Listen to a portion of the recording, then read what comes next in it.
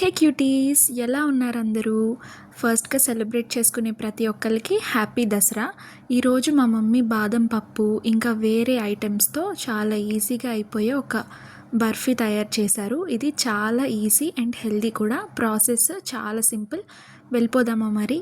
First ఒక pan తీసుకొని 1 cup of మినపగుళ్ళు వేసుకోండి. దీనికి మెజర్మెంట్గా ఈ మినపగుళ్ళు వేగుతూ ఉంటాయి. సో 1/2 కప్ ఆఫ్ పెసరపప్పు తీసుకోండి. ఇదిగో ఈ మాత్రం అయితే సరిపోతుంది. ఈ రెండు వేసుకొని ఫ్రై చేసుకున్న తర్వాత ఒక 10 to 15 ఆర్ 20 మీ ఇష్టం బాదం పప్పు యాడ్ చేసుకోండి. ఈ మూడిటిని మంచిగా డ్రై ఫ్రై రోస్ట్ చేసుకోండి. జస్ట్ కొంచెం కలర్ చేంజ్ అయ్యి దానిలో ఫ్లేవర్ వస్తే చాలు. అవి చల్లరడానికి పక్కన పెట్టేసుకోండి. తర్వాత సేమ్ ప్యాన్లో సేమ్ కప్ 1 కప్ ఆఫ్ తరిగిన బెల్లం వేసుకోండి. కొంచెం వాటర్ యాడ్ చేసుకొని, బెల్లం పాకం అవసరం లేదు, జస్ట్ కరిగి వాటర్ లాగా కొంచెం చిక్కబడితే సరిపోతుందన్నమాట. ఈలోపు మన చల్లారిన డ్రై ఇంగ్రీడియంట్స్ని మిక్సీ పట్టుకొని ఆ పౌడర్ కూడా చల్లారడానికి పక్కన పెట్టుకోండి. ఈలోపు మన బెల్లం ఇలా కరుగుతూ ఉంటుందన్నమాట. కొంచెం కరిగించుకొని మంచిగా 3 టేబుల్ స్పూన్స్ ఆఫ్ నెయ్యి యాడ్ చేసుకోండి. నెయ్యి చాలా హెల్దీ కదా, సో ఎంత కొంచెం ఎక్కువ యాడ్ చేసుకున్నా పర్వాలేదు స్వీట్కి.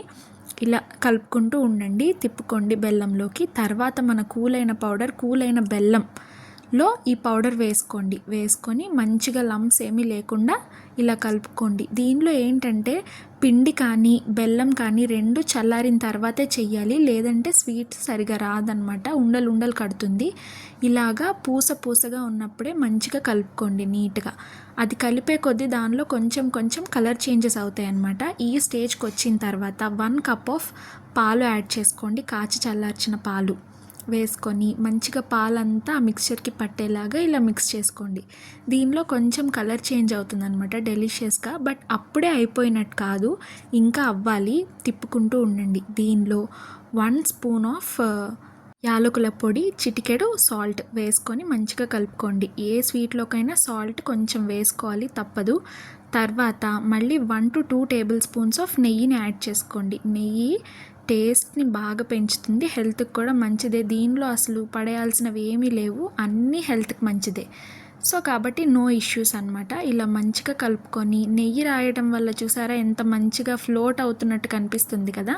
సో అలా అయిన తర్వాత ఒక 5 to 10 మినిట్స్ ఇట్లా కుక్ చేసుకొని, chopped dry fruits or normal dry fruits కూడా దీని మీద ఇలా వేసుకోవచ్చు. వేసుకొని మంచిగా మిక్స్ చేసుకొని ఒక పక్కన పెట్టుకోండి. ఇది బాగా చల్లారాలన్నమాట.